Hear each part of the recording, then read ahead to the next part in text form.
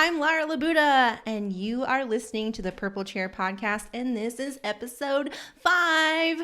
Like, high five! Today, I'm going to let you in on lots of secrets about myself. I am going to tell you all about what it was like growing up as a kid in a hair salon, and now I own my own hair salon, the Purple Chair. Oh boy, I am a salon owner. And you know what? There's so much. I'm always doing. And like, there's not very many times where I just like sit down and take it all in and think about all the things that have happened over the last, I don't know, I'm 33 right now. I'll be 34 in like a week. But in my seems like a really short hairdressing career. So I've been doing hair about 9 years. I can't wait to say 10.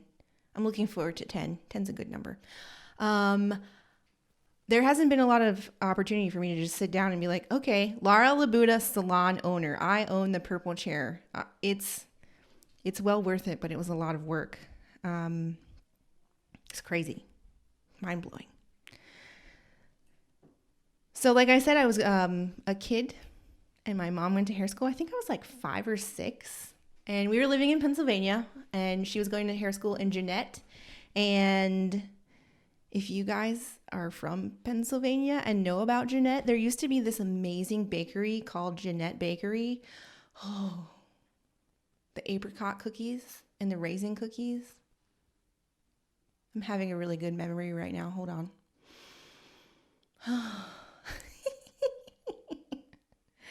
So she used to take me to school with her on Saturday, and I would sit in the back, and she would always get me a donut from Jeanette Bakery. And that was like early 90s-ish. And it was all about the perm. You know, everyone had to have a spiral perm, curly hair. You know, we were coming out of the 80s and the hairspray and the, you know, little crossover there. So every time I do a perm or smell a perm, I'm like craving a donut like a crazy person. When she graduated school, she got a job and I would always go with her. And I was like on a Saturday when I wasn't in school, she would take me with her to the salon and I would clean the shelves and I would sweep the hair. And, you know, thinking about it now, I'm like, well, that makes a whole lot of sense. I should have just become a hairdresser to begin with. But you know what? I'm Lara Labuda and I'm going to forge my own way in this world. So I went to art school because I am not like my mom. I'm not going to be like her. What teenage girl wants to be like their mother? Like, yeah, right. Okay. Gag me with a spoon. But I decided I was going to go to school for art. And then I was like, well, what the hell am I going to do with an art degree? So I'm going to teach. So I wound up going to school to be an art teacher. And then what do you do after you go to college? You get married. Duh. Because that's what girls do. You go get married after school. I moved to Southern California. I lived in San Diego. I worked at SeaWorld. I was a face painter. I was teaching in elementary school. I was teaching in a high school. I was teaching private art lessons because you guys, Southern California is not a cheap place to live by any means. And I'm pretty sure that's the reason I'm not married anymore, but whatever. So far in the past, I don't even want to bring it up. But when I decided no more California for me, because it's like, you know, the cereal state, the land of the fruits and nuts, I had to get out of there. And so I flew my brother Neil out to rescue me. Those are some good memories. We drove across the country. And I was like, I'm 24, 3, and I'm an adult. I'm going to do what I want. So I moved to Pittsburgh. And when I moved to Pittsburgh, I got a job working at Eaton Park. And let me tell you, I am stubborn and I will only do what I want to do because I want to do it. And that's just the way I'm built. So no apologies. I got a job at Eaton Park. And I've always, if you're familiar with that Pittsburgh area, Eaton Park is the place for smiles. All I wanted to do was put the smiles on the cookies, but I was a server. And what I learned while I was a server is that I have a passion for people. I love to talk to people. I love to get to know you. I love to hear your stories. But the only artsy thing I ever got to do was put a smiley face on a cookie, make a milkshake look amazing, and like decorate the top of pie. Like, I needed something more than that. And I'm thinking, okay, well, what can I do? And I'm like, oh, well, my mom's a hairdresser. If she can do it, I can do it.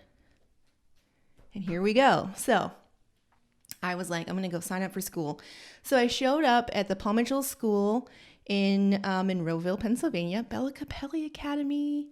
And I'm like, no one here knows my mom. Like, I'm living here in Pittsburgh. There's like a bazillion people. Like, no one knows her.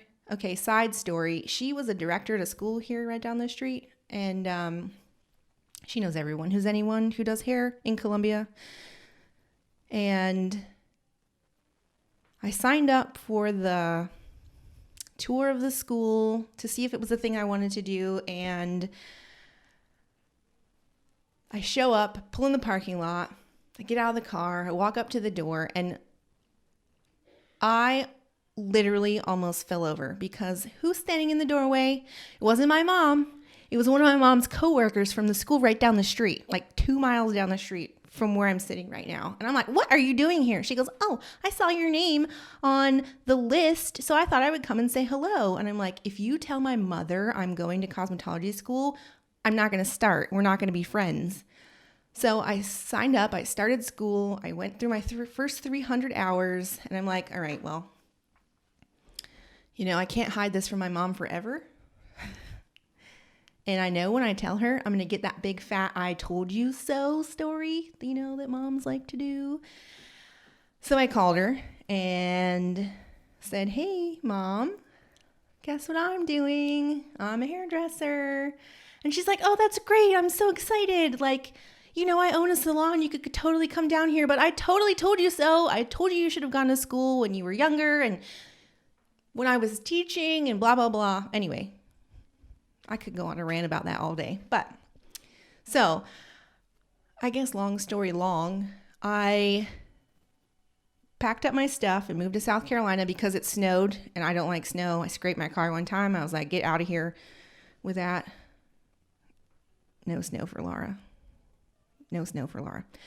Anyway, packed up my stuff, moved to South Carolina, transferred to the school down here, graduated, and now I'm like, what the hell am I going to do now? I am 24 years old on my second career, which is kind of a lot for a 24-year-old, but I just didn't know what to do. And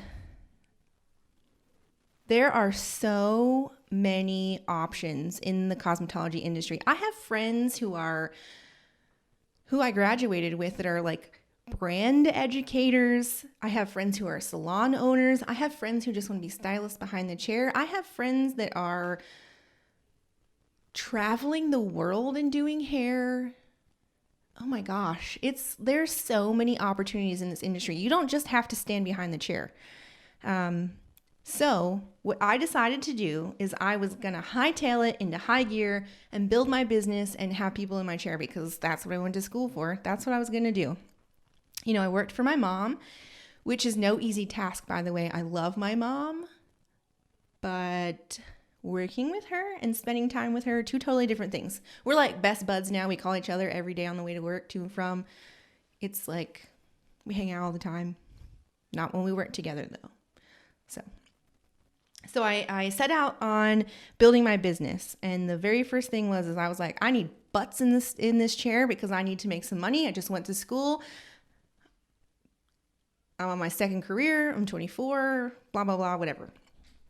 So I decided to do a Groupon, and it was a nightmare. And the reason it was not like a total, now that I look back on it, in the moment, it was a nightmare, but it definitely paid off because now almost 10 years in, I have a lot of those customers still left. They stuck with me, which was totally awesome and totally unexpected. But back when I was doing the Groupon, I was so specific on what I wanted to do, how I wanted to do it, and the day came when that Groupon went live, and it was like the floodgates opened. I sold like 200 Groupons in like 24 hours.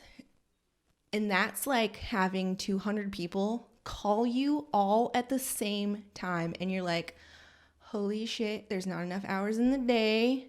I just finished hair school. It takes me 3 hours to do a color. Oh, but you know what? I worked some long hours. I made it happen. And it definitely paid off. So, I mean, if you're thinking about doing that because you want to grow a business, you just let me know because I'll help you navigate the waters. It's a little different now, but definitely can give you some help on that. But there's so much that I learned in that Groupon experience that I was not prepared for. I did not learn this shit in cosmetology school. That's for damn sure. I didn't know that, these are things I kind of knew, but like I wasn't really ready for it. Building and maintaining relationships is like the number one thing that you have to do as a business owner, because when you graduate from cosmetology school, you just became your own brand and your own business. Like you are the business. You are now an entrepreneur. And they didn't tell me that when I signed up for hair school. Like day one, when you're done, now you're a walking business. You're a billboard. You're on this course of who knows where you're going. And I was like, oh. So being your own brand is, you can be your own brand inside of another salon. So I did work with my mom at Salon Bella, and they had their own brand and their own way of doing things and their own style. But within that umbrella, I had my own drummer. I had crazy hair, and I was trying to build my identity and who I was behind the chair. So building and maintaining relationships, with 200 people knocking down the phone trying to get in your chair is like, oh, how am I going to do this? So I'm going to give you a couple bits of advice on building a relationship with somebody. It's number one, people love their name. So when you have someone new come in, use their name. Hey, Susie, how are you doing today? And when they leave, thanks, Susie. Can't wait to see you again. Those kinds of things. I used to keep a little notebook or like a little index card, and I would write everyone's name on it. I would write their formula down, and then I would write something that we talked about, maybe a little fact about them, so that when they came back, I would remember something about them so that we could have another conversation about it. Because that's really important, is to maintain and make those connections with people, because believe it or not, those people that are in your chair, that's your livelihood. That's your bread and butter. That's what's feeding your family. That's what's keeping the lights on. That's the reason that we get to do the things that we get to do. So love on your people. They're amazing. What I also didn't know and what I wasn't prepared for is that you are now a therapist. Like, did you catch that? Did you catch that? The therapist. We're just close enough to somebody because we're touching them. And there's not very many professions that you're licensed to touch. And we're literally licensed to touch another person. That's like my most sacred duty, is to facilitate positive touch for somebody. So because we are able to touch them, we're just close enough and personal enough that they're comfortable sharing things with us, but we're also stranger enough that we're not popping up in their social circles telling their business. So, people share a lot of really amazing things with me that I'm honored to share, or to how can I say this? I'm really honored that people share with me the things that they share with me, because I know, and they know, that I'm not going spreading their stuff around to anyone. I even have a hard time talking about coming up with stories and things about hair, things to share with you on this podcast, because I don't really like to share other people's business. Just don't. So I change all the names and all the stuff. So being consistent is really important when you're building your own brand right out of school. So I was telling you about that little card that I have with everyone's name on it and their formula. And that's because I want to make sure I get their same color again the next time. I also can keep notes about it. Actually, now I use a year planner, and on the date that somebody comes in, I write their name and then their formula. And then like today, I had someone that came in and I checked back on her old formula that we did last time because she said it was too dark. So I went back and made a little note about that. But I keep notes about things that I do, what worked, what doesn't work. And that's what makes a consistent hairstylist. Also, being consistent is not canceling on somebody all the time, being very conscious of that. I mean, it happens, life happens. And sometimes, we have to change around our schedule for things, but, I hate when it happens. I feel like sometimes it happens with the same person every single time, but it's life and, people understand. And one other thing that I didn't realize coming out of school is that when you do build those relationships with people, I wasn't prepared for the loss of a customer. That was a really big deal for me. My first customer, she was such a lovely person. And I'm just having a little memory. She's so cool. So I'm going to talk about Miss Hazel. Miss Hazel was my very first customer that ever passed away. She was 92 when she passed. I started doing her hair when she was like 89. Yeah, 89. Because on her 90th birthday, I told her she didn't have to drive to the salon anymore. So I would go to her house and I would do a manicure, a pedicure, and a haircut.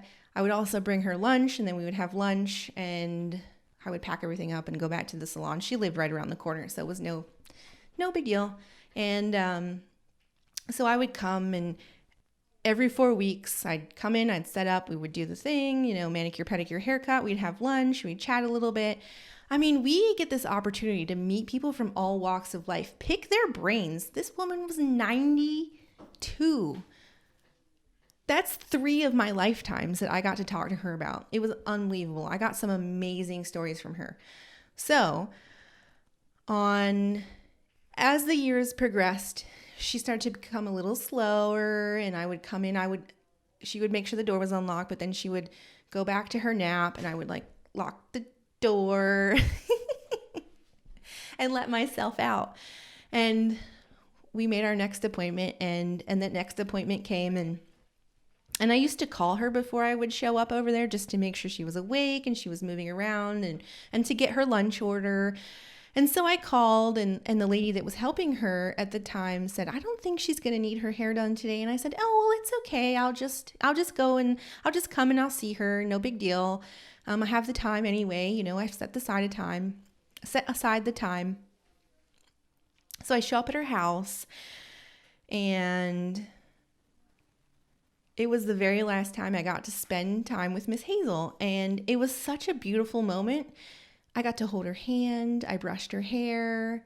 And then, that's the day that she did pass away. And I'm sharing this story because it was such a pivotal moment in my career, because we are building those relationships with people. We're seeing these moments that are like secret slices into their life. And so for her funeral, I did her hair for her funeral. And that was like the most awesome way to honor my customer and my really good friend. And it was just a really beautiful experience. It was awesome. I'm so grateful for it. But it makes me realize that we're more than just hairdressers behind the chair. I have another story about that.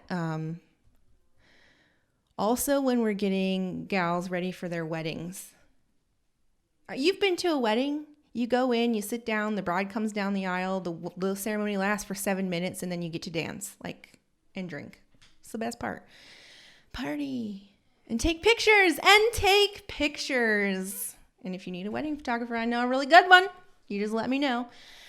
And so you see these brides that walk down the aisle, but what you don't see is all the prep work that got her to that moment. And guess who does get to see that? The hairdresser. The hairdresser gets that moment. And it is like, I'm giving myself goosebumps thinking about it. It's awesome. I would not trade some of the crazy memories that I have for anything in the world. So that's the shit they don't tell you in cosmetology school. So I worked with my mom for 5 years, and I kind of hit a ceiling as far as my business was concerned. I felt like I maxed out the time behind the chair. And I know this is 5 years in, but I was like hungry for more. I needed something else. And I knew that there was more to this career and this lifestyle and this life. You guys, I wasn't even 30 years old. And I'm like, I need something different. I need something new. And I got pissed. And I don't know what set me off, but something just really like got me that day. And I walked into the back room and I was going to kick a box. And instead of kicking a box, I punched a door and broke my hand. So I got a 6-week vacation out of it. So in that 6 weeks, it gave me time to think like, okay, well, what am I going to do? I've got so many options. There's so many things I can do in this industry that I'm licensed for. What am I going to do next? What am I going to do? So I made the craziest resume I could make. And I went over to Paul Mitchell and got a job as an educator, because once a teacher, always a teacher. So now I've got this teaching thing, and I really have a desire to share what I know. And I think it makes you a really effective hairdresser also, being able to explain what you're doing to somebody so that they can recreate it for themselves. So I felt like it was time for me to, and I know this seems really rushed because I was like 29, 30, and I'm like, I'm going to go raise up the next generation of hairdressers. Well, in my first 2 weeks of teaching at Paul Mitchell, we went to the Cosmoprof Hair Show in Charlotte, where I met the most amazing woman in this industry. And if you don't know her, you need to look her up. Her name is Nick Trowbridge, and she owns the Statements Project and the Statements Academy and the Statements Salon in Woodbridge, Virginia. And she is phenomenal. I love you and all your ladies like so much. And it's because of you guys planting a seed in my brain. And that's the reason I'm sitting here right now. So she had this class that was like owning $1 million salon or something about $1 million salon. And I literally was like there weren't like, the room was as big as this. It was like 5 people in this room. And I'm like, who doesn't want $1 million salon out of this? Like, I need some secrets here. I got to change some things about my life. She flashed up this, what is that called? PowerPoint. She flashed up this PowerPoint, and it broke down what it would take, how many people it would take making how much money for $1 million. And I was like, over the course of a year. And I was like, oh my God, that's so doable. And she broke it down into a week, and she broke it down into a day, and how much you need to do here, there, and everywhere. And I was like, well, maybe I don't need $1 million salon, but I think I could do that on my own and be a one-person behind a chair doing that. I could live pretty comfortably. So while I was working at Paul Mitchell, the seed got planted about opening my own salon, and I took the leap of a lifetime, and I opened the Purple Chair. And it's so attainable, but you have to put the work into it. It's not easy. Nobody ever said it was going to be easy. Nobody ever said it was going to be easy. I feel like I need to say that one more time. Nobody said it was going to be easy. It's a lot of work, but I'm happy and I love it. I am my own boss. I get to make my own schedule. I get to make a podcast. Yeah. So when I opened my own business, now Not only am I a hairdresser trying to create my own brand after school, not knowing what I'm going to do, but now I became an accountant. I became the marketing manager. I became the lead stylist. I became the manager of the salon. I became the owner of the salon. I became the person that orders all the stuff we need. I became the bill payer. I don't even know what else I do. It's ridiculous. There's so many things that happen as a salon owner that you have no idea happens behind the scenes. You just see us behind the chair doing hair, and that's not all it is. It's a lot.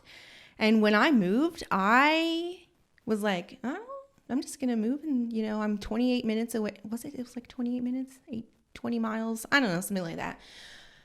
It was kind of a huge jump. So I just, in my mind, said, self, I'm just going to assume that nobody's going to follow me. Now, I did build those relationships. I maintained those relationships for 5 years before I made the move.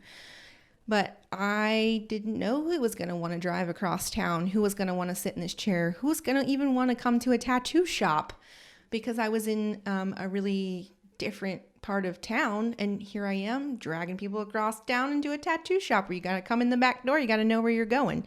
It's like the speakeasy of hair salons.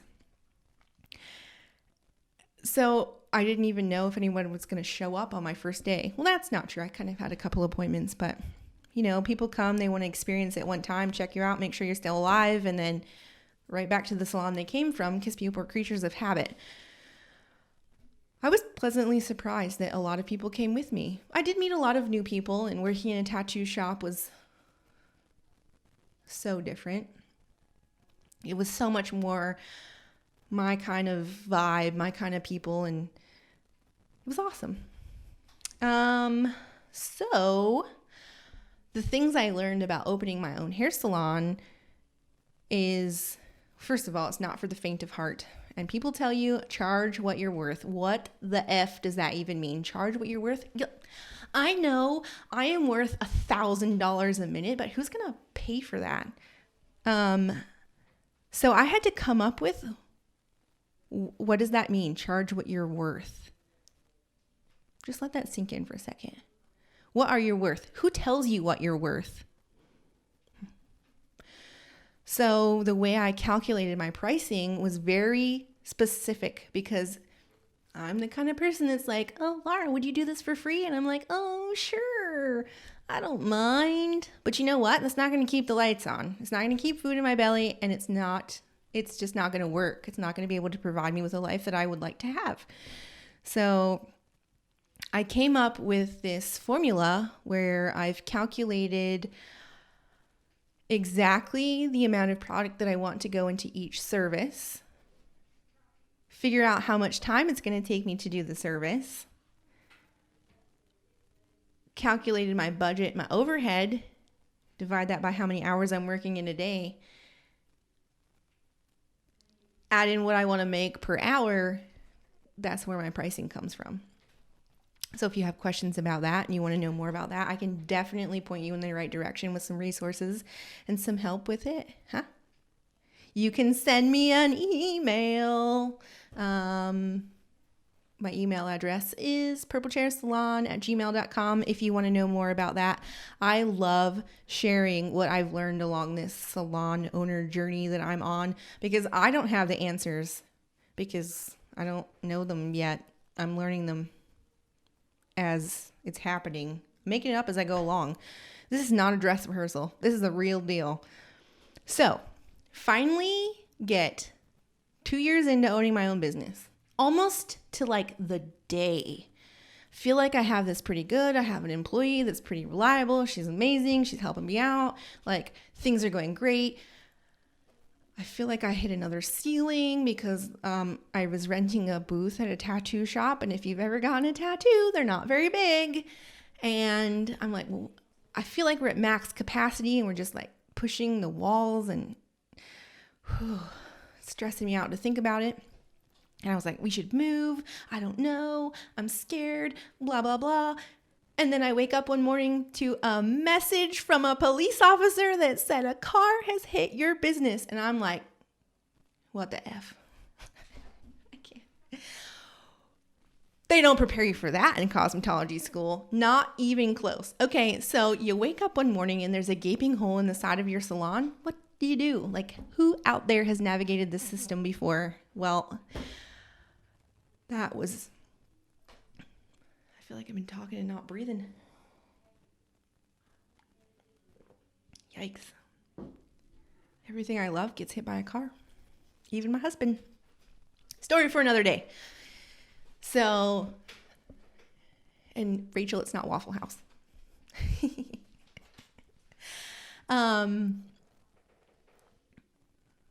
I wake up at 7 o'clock every day, and I woke up to this message that said, a car has hit your business. And I'm like, oh boy. So I didn't even get dressed. I just jumped in the car and drove over there because I'm like, if there's a car in the wall, then I can't do hair. So no one, it's like one time in like a million that I never go out without looking like a hairdresser. That sounded so not professional. I never go anywhere not looking like a hairdresser because you live, breathe, eat the part of what you do daily. So here I am, hot mess Susie. And I go in the front of the building and I'm like, this is not for real. Nope, sure enough, it's a real story, true life. So we packed up our stuff in 3 cars, headed back to Salon Bella, and I'm like, oh my God, what am I doing? What am I doing? What's going on? I don't even know which way's up, which way's left. So I came into my most favoriteest place in Columbia in all of the universe. I love Belladonna's, and Jen downstairs is like one of my best buds. And I just didn't even know. I walked in the store and she's like, hey sister, what's up? And I'm like, hold up my phone, pull up the picture, and I'm like, I had no words. I'm just crying, sobbing hysterically. And she's like, it's okay. And I'm like, huh? What do you mean? It's not okay. It's not okay at all. She said, oh no, go upstairs. And I'm like, and if you're watching this, I'm making faces. Did you even know there were stairs in here? Because I didn't know there were stairs. There's stairs in Belladonna's. Never noticed them. Been coming here forever. Never noticed it. I walk upstairs. Would you believe that there's plumbing up here for 2 shampoo bowls? I sat on the floor and I cried because I could see my stuff in here. I could see myself working in this space that I'm sitting in right now. I just cried. And everything works out the way it's supposed to. And like I said, this is not a dress rehearsal. You are living your best life right now. And you get to decide. You get to decide what's your truth. Own your quirks, because I'm quirky as hell. Own them. Own it. What makes you you? Focus on the positive. Like,